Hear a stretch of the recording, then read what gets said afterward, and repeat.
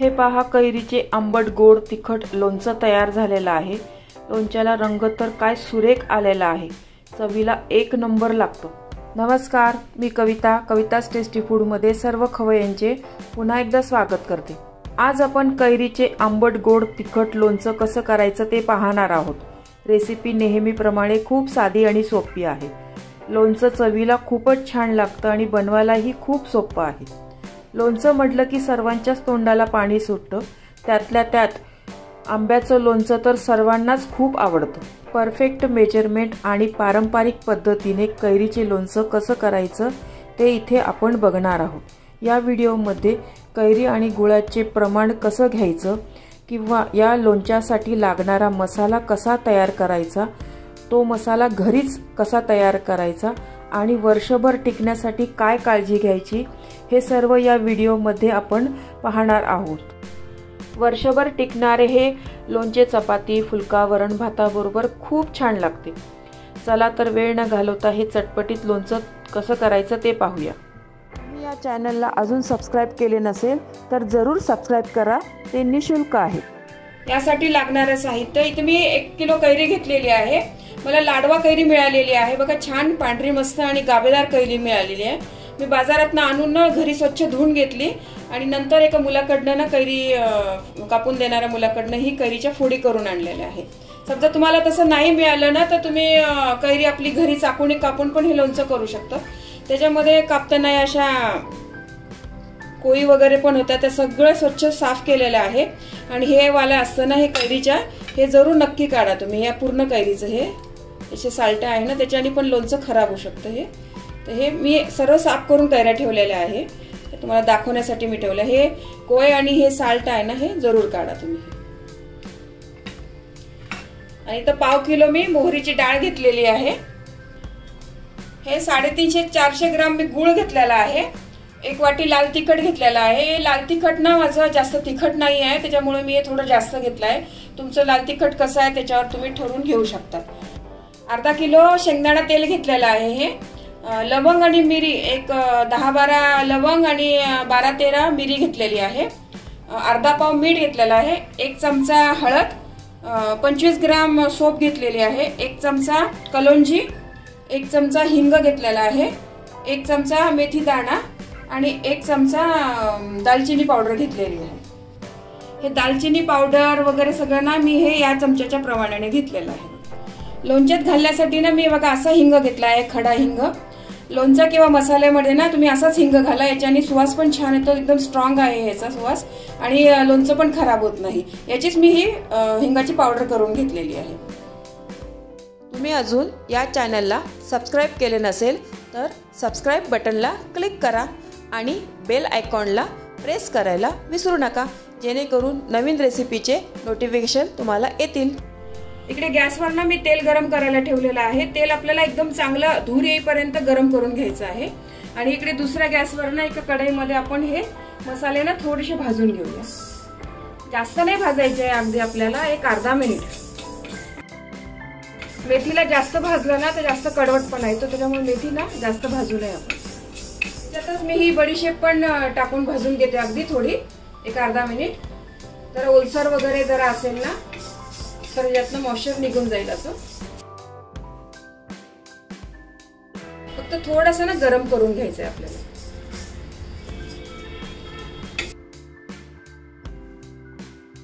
हे झाली आता गरम, मी काढून घेते।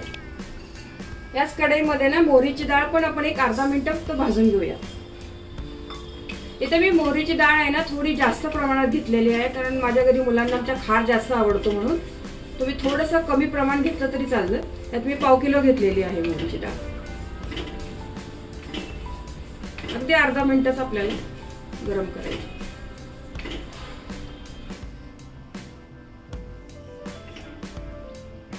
झाली आपली थोडी गरम झालेली आहे, ही पण काढून घेते। तेल आपलं एकदम छान गरम झालंय बघा, कसा धूर येतोय। मी आता गॅस बंद करते आणि इकडे ते आपली कढई गरम आहे ना, त्याच्यातच हे मीठ थोडंसं गरम करून घेते मी।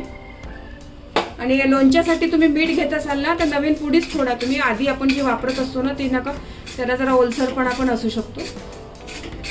कढई गॅस बंद केलेला आहे मी आता। गरम आपली कढई आहे ना त्याच्यातच थोडंसं मीठ असं भाजून घेते. मेथी आणि बडीशेप ना आता गार झालेली आहे. मी मिक्सरच्या भांड्यात ना एकदम बारीक पावडर नाही करायची, थोडी जाडसरच पावडर करून घेते. या मिक्सरच्या भांड्यामध्ये मी आधी दालचिनीची पावडरच केलेली आहे म्हणून मी तेच वापरते आहे. आणि लोणचं करताना ना तुम्ही पाण्याचा हे बघा, म्हणजे लक्ष ठेवा की पाण्याचा हात कुठे लागणार नाही आपलं, त्याच्याने पण लोणचं खराब होण्याची भीती असते. मेथी दाणा आणि बडीशेप मी असं बारीक करून घेतलेला आहे बघा, जास्त बारीक नाही केलेला आहे. आणि तेल पण आपलं थोडंसं गार झालेलं आहे. तेल अगदी थोडंसं गार केलेलं आहे. मी एक मिरी टाकून बघितली होती बघा.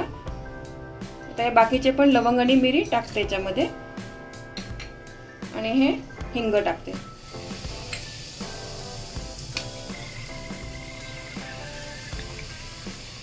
आणखी थोडंसं तेल गार झाल्यावर आपण यात बाकीचे मसाले टाकणार. आता आपण लाल तिखट वगैरे टाकलं ना तर जळून जाईल ते, हळद वगैरे. एक 5 मिनिटांनी टाकणार मी. 5 मिनिट झाले बघा. मी तेल थोडं ना आणखीन गार करून घेतलं. याच्यामध्ये आता मी कलोंजी टाकते, दालचिनीची पावडर, हे बडीशेप आणि मेथी दाणा आहे ना ते पण टाकते.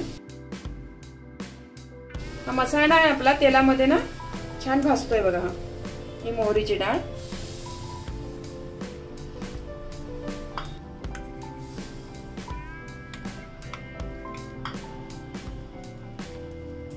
एकदम तेल गार पण नका होतो तुम्ही, म्हणजे आपला मसाला ना छान भाजला पाहिजे. त्याच्यात लाल तिखट आणि हे 1 चमचा हळद. मस्त आपला मसाला तयार झालेला आहे. कलर तर बघा किती छान सुटलेला आहे.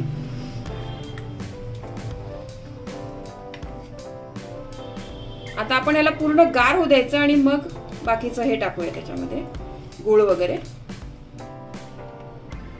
मीठ पण मी आताच टाकून घेते याच्यात.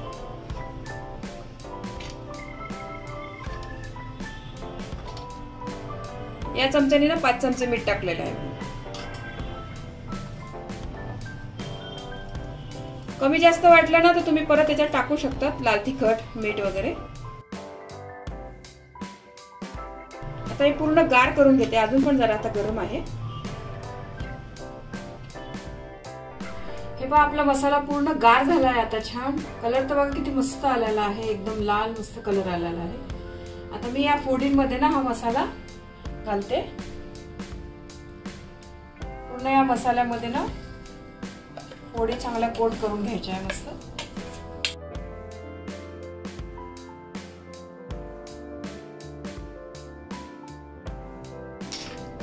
हा मसाला आपण कालवतोय ना तर स्टीलचंच भांडं घ्या, स्टीलचं नाही तर काचेचं. ॲल्युमिनियम पितळाचं नका घेऊ हे भांडं.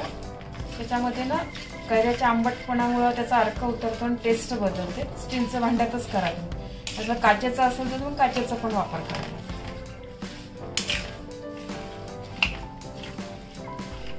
कैरी आणि मसाला बघा एकदम छान मी एकजीव केलेला आहे बघा आता. आणि याच्यामध्ये ना आता मी गूळ घालते. हा गूळ ना मी 350-400 ग्राम घेतलेला आहे. तुम्हाला जर कमी गोड पाहिजे असेल ना तर तुम्ही पाव किलो पण गूळ घेतलं तर चालेल. पण माझ्या घरात ना थोडंसं आंबट गोड असं तिखट जर असं गोडसर आवडतं म्हणून मी थोडं जास्त टाकलं आहे. तुम्ही थोडा कमी टाकला तरी चालेल. आता हे पूर्ण आणखीन परत मस्त एकजीव करते. हे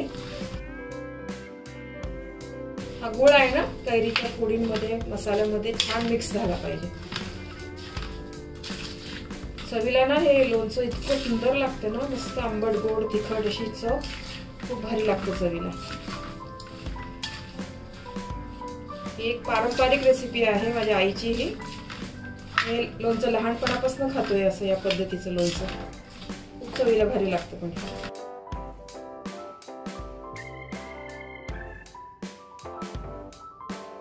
गूळ मी छान मिक्स केलेला आहे या मसाल्यामध्ये कैरीच्या. आता आपण हे 2 ते 3 दिवस ना असं झाकून ठेवूया. फक्त सकाळ संध्याकाळ तुम्ही हलवत राहायला, म्हणजे गूळ वगैरे चांगला एकजीव झाला पाहिजे. आणि नंतर आपण हे लोणचं भरणीत भरूया. हे 3 दिवस ना मी असं झाकून ठेवते, पण सकाळ संध्याकाळ ना त्याला एकदा खाल्लवर करायचं, असं हलवायचं. मस्त मुरलंय बघा आपलं लोणचं. हे लोणचं मी 3 दिवस ना कढईमध्ये मुद्दामून असं ठेवलं होतं की आपल्याला मसाला गूळ वगैरे ना या कढईमध्ये असं ठेवल्यामुळे ना रोज सकाळ संध्याकाळ हलवता यावं म्हणून असं बरणीमध्ये ठेवलं असताना तर व्यवस्थित हलवता येत नाही। आता आपला गूळ वगैरे ना छान विरघळलाय बघा याच्यामध्ये। तर आपण आता बरणीमध्ये हे लोणचं भरूया। त्यासाठी ना मी काचेची ही भरणी घेतलेली आहे, छान उन्हामध्ये ना वाळवून घेतलेली आहे एक दिवस। आता मी ना हिला हिंगाची थोडीशी धुरी देणार आहे, तर ते दाखवते तुम्हाला। आपण आता ना धुरी देऊया। या कढईमध्ये ना मी थोडासा हिंग घालते। हे हिंग असा गरम होतोय ना, तर धूर येतोय ना, तर आपण हे असं भरणी याच्यावर धरायची। लोणचं मग आपलं खराब होत नाही याच्यामुळे असं केल्याने। झाकण पण धरायचं।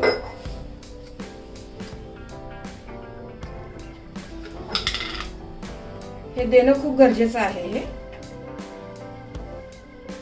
आणि आता आपण या बॉटलमध्ये लोणचं भरूया। धुरी दिल्यामुळे बघा हिंगाचा इतका छान वास येत आहे ना बॉटलचा। आणि हे लोणचं तुम्ही ना काचेच्या भरणीत किंवा चिनेमातीच्या भरणीतच भरा, प्लास्टिक मध्ये वगैरे नका भरू शक्यतो। हे पहा, कैरीचे मस्त चटपटीत लोणचं तयार झालेलं आहे। हे लोणचं चवीला खूपच छान लागतं। यामध्ये मी बऱ्याच छोट्या छोट्या टिप्स सांगितलेल्या आहे। मेथी, मीठ, मोहरीची डाळ थोडे गरम करून घ्या, याने लोणचं टिकण्यासाठी मदत होते। हे लोणचे 1 ते 2 वर्ष आरामात टिकते, खराब होत नाही। माझ्या या पद्धतीने तुम्ही लोणचं नक्की करून बघा। तुम्हाला ही रेसिपी आवडली असेल तर तुमच्या मित्रमैत्रिणी आणि नातेवाईकांबरोबर शेअर करा, व्हिडिओला लाईक करा व चॅनलला सबस्क्राईब करा। रेसिपीला कमेंट्स करा, तुमच्या कमेंट्स वाचायला मला फार आवडतात। तुमच्या लाईक्स आणि कमेंट्समुळे माझा उत्साह वाढतो आणि नवनवीन व्हिडिओ बनवण्यासाठी प्रोत्साहन मिळते। त्याचबरोबर तुम्ही मला फेसबुक, इंस्टाग्राम आणि पिनट्रेस्टवर देखील फॉलो करू शकतात। त्यांची लिंक डिस्क्रिप्शन बॉक्समध्ये दिलेली आहे। तुम्ही ही रेसिपी कोणत्या गावातून पाहताय तेही सांगा। तर पुन्हा भेटूया एका नवीन रेसिपीसह। तोपर्यंत मस्त खा, काळजी घ्या। धन्यवाद।